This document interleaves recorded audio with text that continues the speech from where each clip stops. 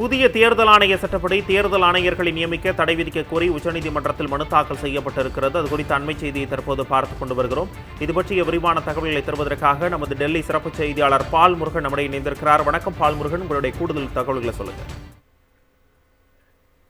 அதாவது தேர்தல் ஆணையர்கள் நியமனம் தொடர்பாக உச்சநீதிமன்றத்தில் தொடரப்பட்ட வழக்கை கடந்த ஆண்டு விசாரித்த உச்சநீதிமன்றமானது தேர்தல் ஆணையர்கள் நியமனம் தொடர்பாக சில விதிமுறைகளை வகுத்து வெளியிட்டிருந்தது. அதாவது ஓய்வு பெற்ற உச்சநீதிமன்ற நீதிபதி KM ஜோசப் தலைமையில் அந்த வழக்கினுடைய தீர்ப்பு வழங்கப்பட்டிருந்தது. குறிப்பாக தேர்தல் ஆணையர்களை தேர்வு செய்வதற்கான வழிமுறைகளை அந்த தீர்ப்பில் மிக தெளிவாக தெரிவித்திருந்தார்கள். அதாவது ஒரு சார்பற்ற நியாயமான நியமனங்கள் நடத்துவதற்கு ஏதுவாக ஒரு குழு அமைத்து தேர்வு நடைமுறை அமைய வேண்டும் என்கிற உத்தரவு பிறப்பிக்கப்பட்டிருந்தது. அதாவது CBI உள்ளிட்ட தலைவர்களை நியமிப்பது போன்று தேர்தல் ஆணையத்திற்கும் நியமனம் மேற்கொள்ள வேண்டும்.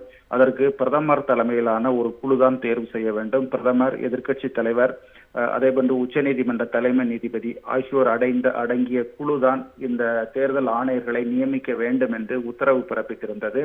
ஆனால் கடந்த ஆண்டு மார்ச் மாதம் பிறப்பிக்கப்பட்ட இந்த உத்தரவை செயல்படுத்துவதற்கு பதிலாக ஒன்றிய அரசு ஒரு சட்டத்தை இயற்றியது. அதில் உச்சநீதிமன்ற தலைமை நீதிபதிக்கு பதிலாக ஒன்றிய அமைச்சரை தேர்வு குழுவில் இடம்பெறலாம் என்கிற அடிப்படையில் அந்த சட்டத்தை ஒன்றிய அரசு பிறப்பித்தது. அது மட்டுமல்ல, தேர்தல் குழுவினுடைய உறுப்பினர்கள் யார் யார் இருக்க வேண்டும் என்பதும் இந்த தேர்வு குழுவில் முடிவு செய்யலாம் என்கிற அடிப்படையில் அந்த சட்டம் மாற்றி அமைக்கப்பட்டது. அதனை எதிர்த்துதான் தற்போது உச்சநீதிமன்றத்தில் வழக்கு தொடரப்பட்டிருக்கிறது.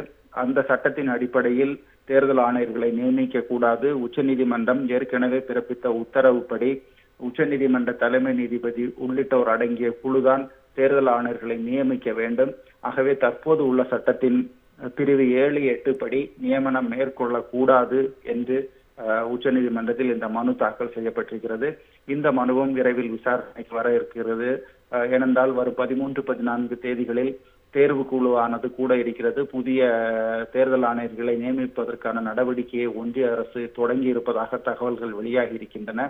இதற்கிடையே தான் இந்த வழக்கு உச்சநீதிமன்றத்தில் தற்போது தாக்கல் செய்யப்பட்டிருக்கிறது.